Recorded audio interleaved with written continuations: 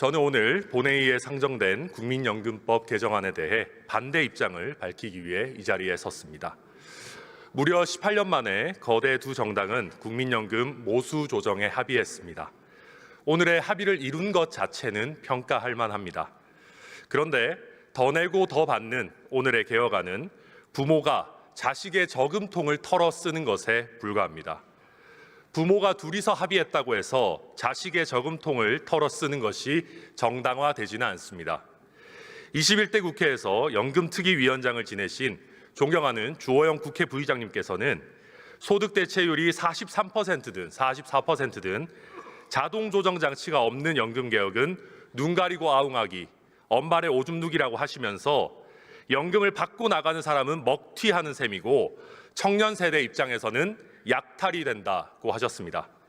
실제 2023년 5차 국민연금 재정 추계에 따르면 소득 대체율을 현행 수준으로 유지하고 보험료율을 17%로 인상하더라도 재정 안정 달성이 어렵습니다.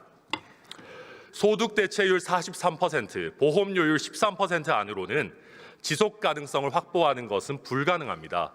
결국 미래 세대에게 감당할 수 없는 부담을 떠넘기는 것입니다. 제 아들이 올해 우리 나이로 10살, 초등학교 3학년입니다. 제 아들 세대 입장은 누가 물어보기라도 했습니까?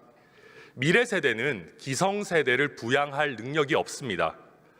1970년에 출생아는 100만 명인데 제가 태어난 1986년에 출생아는 63만 명입니다.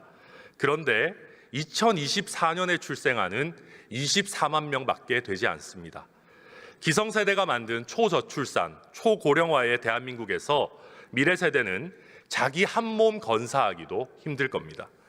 앞 세대에서 최소한의 폭탄 해체 작업을 해두지 않으면 뒷세대는 말 그대로 폭발하고 말 것입니다.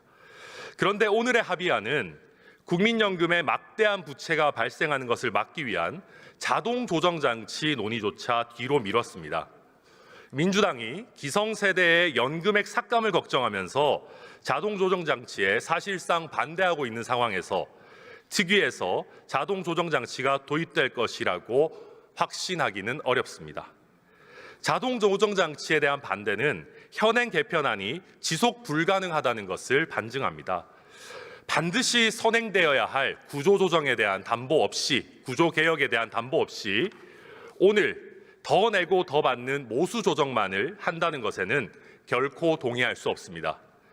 심지어 오늘의 모수 조정은 그 자체로 기존의 정부안보다도 우리 청년, 미래 세대에게 가혹한 계약안입니다.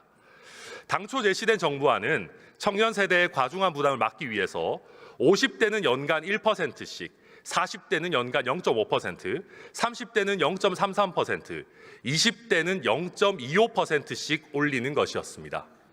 젊은 척일수록 납입 기간은 길고 보험료 부담은 커지는 상황을 반영한 겁니다. 그러나 이번 합의안은 전 세대가 8년간 매년 0.5% 인상으로 통일시켜버렸습니다. 우리 청년, 미래 세대에 대한 최소한의 염치는 있어야 되지 않겠습니까? 오늘의 합의안은 정의롭지도 공정하지도 않습니다. 폰지 사기라고 해도 과언이 아닌 폭탄 넘기기는 이제 그만하고 근본적인 구조 개혁을 해야 합니다. 자동 조정 장치는 물론이고 KDI가 말하는 신구연금 분리안을 검토해서라도 세대별 형평성을 강화할 방안을 적극 추진해야 합니다. 아니면 지금이라도 기성세대의 부담으로 국가 재정을 투입해서 연금 고갈을 반영구적으로 막기 위한 안을 함께 고민해야 합니다. 존경하는 선배 동료 의원 여러분, 기성세대가 추가적으로 누리는 혜택은 곧 청년 세대, 미래 세대의 호주머니에서 나올 수밖에 없습니다. 기성세대만을 위한 연금 개혁이 아니라 청년 미래 세대까지 지속 가능한 연금 개혁을 위해서 선배 동료 의원 여러분께서 노력해 주실 것을 간곡히 부탁드립니다. 경청해 주셔서 감사합니다.